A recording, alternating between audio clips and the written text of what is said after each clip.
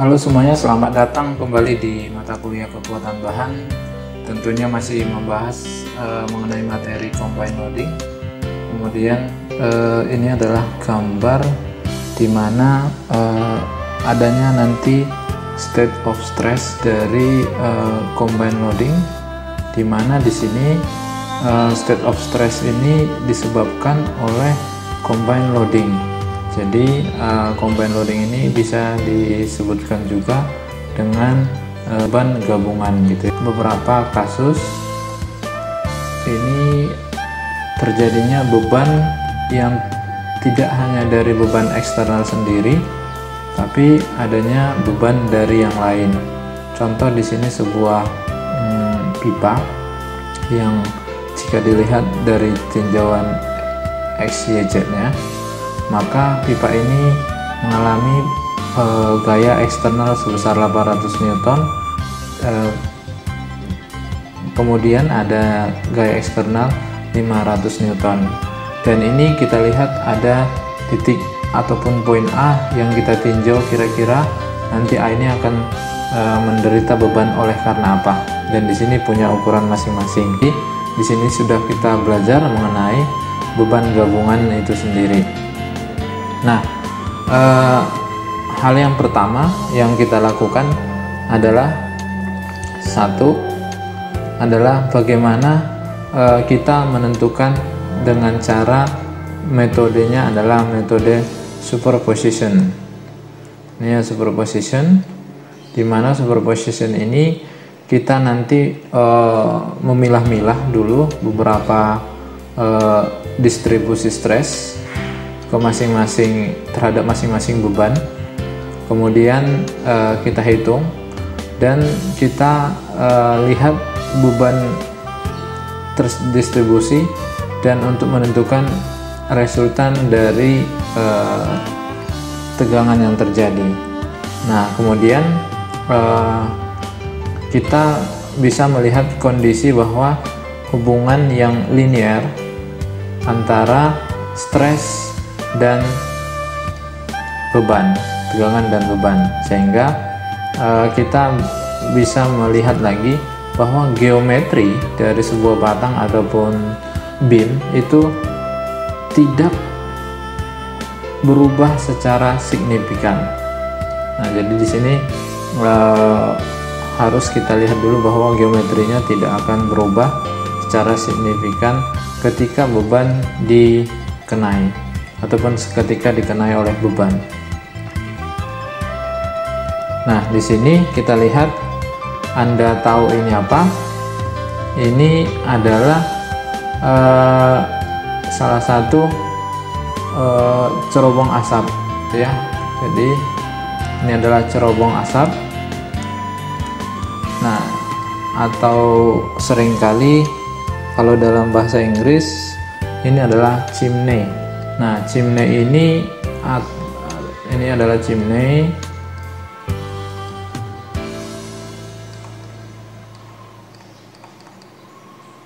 Nah, ini chimney ini cukup tinggi, biasanya cerobong asap. Dia akan dikenai beban yang kira-kira beban apa? Pertama adalah angin. Nah, ini dikenai oleh beban angin. Kemudian apalagi beban yang nanti akan diterima oleh cerobong asap ini. Salah satunya adalah ini angin dari sini, sini. Kemudian ada akibat beban. Yang kedua adalah berat dari cerobong asap itu sendiri. Nah, jadi ini cukup berat dan ini akan menjadi beban gabungan. Jadi ini beban gabungan. Nah, nanti dari sini kita bisa melihat beberapa stres yang terjadi karena adanya beberapa beban yang mengenai cerobong asap ini. Nah, bagaimana prosedur analisisnya? Pertama kita adalah melihat yang namanya internal loading. Nah, internal loading ini ataupun beban internal, bahwa kita pertama adalah membagi ataupun men-section dari batang-batang itu tegak lurus kepada aksisnya, di mana titik yang mengalami stres. Nah, yang kedua adalah bagaimana kita mendapatkan resultan internal. Yang pertama adalah bagaimana nanti adanya normal stress, shear stress ataupun shear force, dan adanya bending dan torsional moment beserta komponen-komponennya, sehingga nanti kita akan melihat bagaimana rumus-rumus yang berlaku untuk normal, gaya geser, kemudian bending dan torsi yang terjadi pada setiap batang. Nah, kemudian komponen gaya-gaya yang ada di setiap komponen kemudian harus melalui yang namanya titik sentroid dari luas penampang. Dan kemudian komponen moment juga harus dihitung terkait dengan centroidal aksisnya, di mana nanti ini akan menghasilkan principal axis dari bentuk dari batang. Jadi ini akan berkaitan dengan yang namanya bentuk ataupun shape dari sebuah batang. Nah, kita lihat bahwa kita melihat prosedur analisis dari ini pertama dari tegangan normal rata-rata. Nah, kita bisa menghitung tegangan dari komponen yang masing-masing pada beban internal, dan pada masing-masing kasus kita bisa menghasilkan pengaruh dari distribusi stres yang terjadi pada cross sectional area, dan memperlihatkan bahwa tegangan dan elemen-elemen suatu material berada secara spesifik di mana tegangan itu terjadi pada luas penampang. Nah, ini untuk tegangan normal rata-rata. Nah, kita lihat tegangan normal. Tegangan normal itu kita lihat bahwa kita mempunyai rumus yang sudah kita pelajari di bab sebelumnya, yaitu di mana sigma sama dengan P per A, dan ini adalah rumus di mana kita lihat bagaimana menentukan dari tegangan normal. Nah, kemudian kita lihat lagi bagaimana kita menentukan yang namanya shear force ataupun gaya geser. Nah, gaya geser internal pada sebuah batang ataupun beam yang dikenakan pada yang bending itu disebabkan oleh shear stress distribution ataupun distribusi tegangan geser yang ditentukan dengan rumus shear formula, rumus tegangan geser, yaitu tegangan geser rumusnya adalah tau sama dengan VQ I dikali T. Nah, di sini nanti kita bisa melihat bagaimana ini adalah tegangan gesernya, tegangan geser yang kita hitung nanti, dan kemudian Q ini adalah berkaitan dengan bentuk dari batang, inersia moment, kemudian ini adalah sekarang kita masuk kepada beban gabungan yang disebabkan oleh bending moment. Nah, bending moment di sini untuk batang lurus kita lihat bahwa di sini adanya internal moment bending yang disebabkan oleh normal stress, distribusi normal stress, kemudian secara bervariasi linear, secara variasinya linear dari 0 sampai ke netral axis ke maksimum yang berada di ini luar dari batang. Nah, itu bending moment. Nah, jadi dulu kita belajar bahwa ini adalah sebuah batang, kemudian dia mengalami bending, dan di sini adalah netral aksisnya.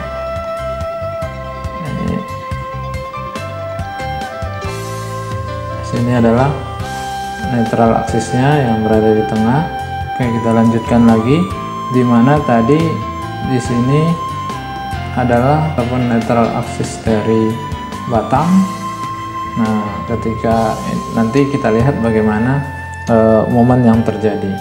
Nah, kemudian kita lihat di sini bagaimana rumus dari stress distribution itu terhadap yang namanya flexor formula. Jadi momen bending kita bisa lihat rumusnya adalah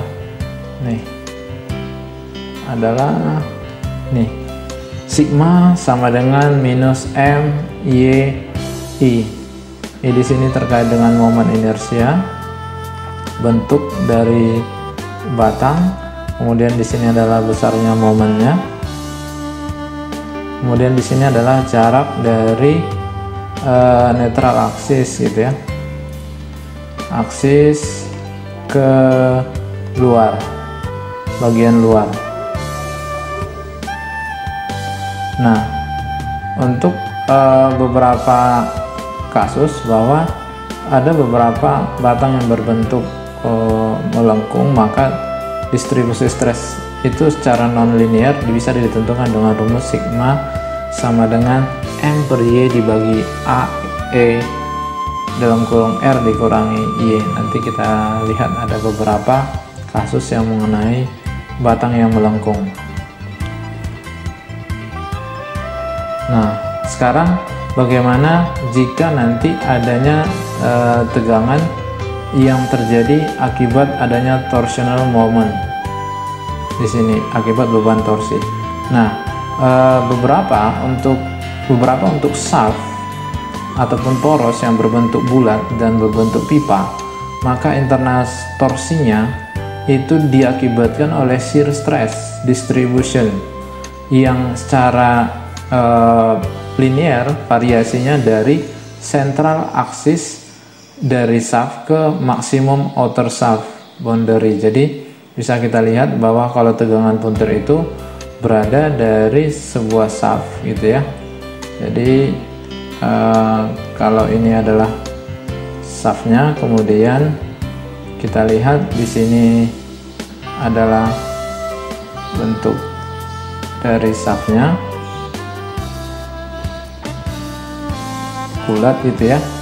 Kemudian kita lihat di sini, maka ini akan berada ke luar dari shaft. Jadi dari secara linear dari central aksis ke maksimum bagian terluar. Jadi yang menderita paling besar adalah bagian luar dari shaft ini. Nah, kemudian yang selanjutnya adalah kita lihat bahwa adanya rumus dari torsional formula.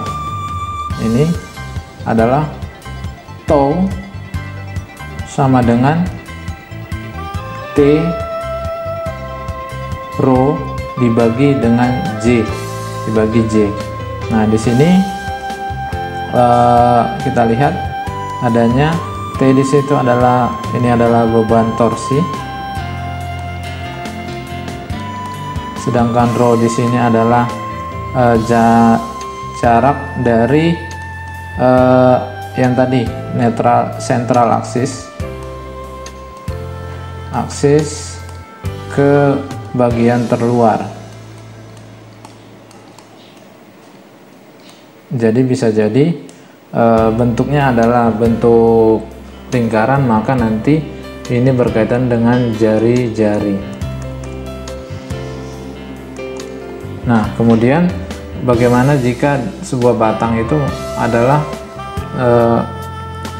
merupakan pipa yang berdinding tipis, kita menggunakan rumus tau T/2A M dibagi T.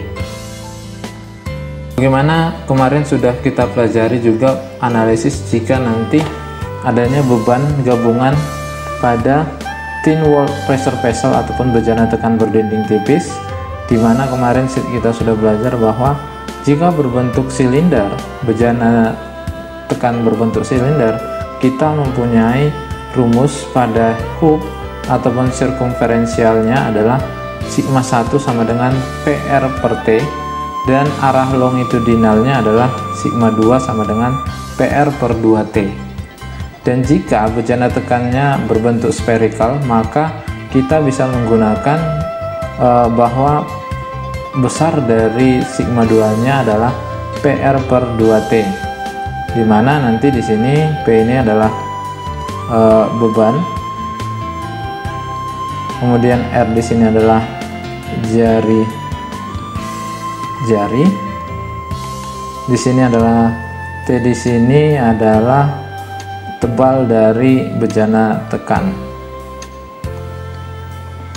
Oke, begitu nanti untuk mencari prosedur analisis untuk bejana tekan berdinding tipis. Nah, selanjutnya adalah bagaimana kita melihat bahwa di sini adanya beban yang sudah kita hitung, kemudian kita buat dalam bentuk superposition. Di sini maksudnya adalah bagaimana kita menjumlahkan dari masing-masing beban yang sudah kita dapatkan, ada itu normal dan shear stress komponen-komponennya, dan kita dihitung, kemudian bagaimana nanti kita menentukan resultan dari normal dan shear stress pada masing komponen. Jadi kita hitung bagaimana apakah nanti bebannya beban shear dan apa bebannya beban geser. Kemudian bagaimana kita menghasilkan ataupun mendapatkan hasil dari setiap bahan tersebut pada poin yang ditanya. Kemudian kita lihat distribusi stres yang terjadi sepanjang dari batang pada luas penampang areanya. Terima kasih sudah menonton video ini. Semoga video ini bermanfaat. Sampai berjumpa di video selanjutnya. Terima kasih.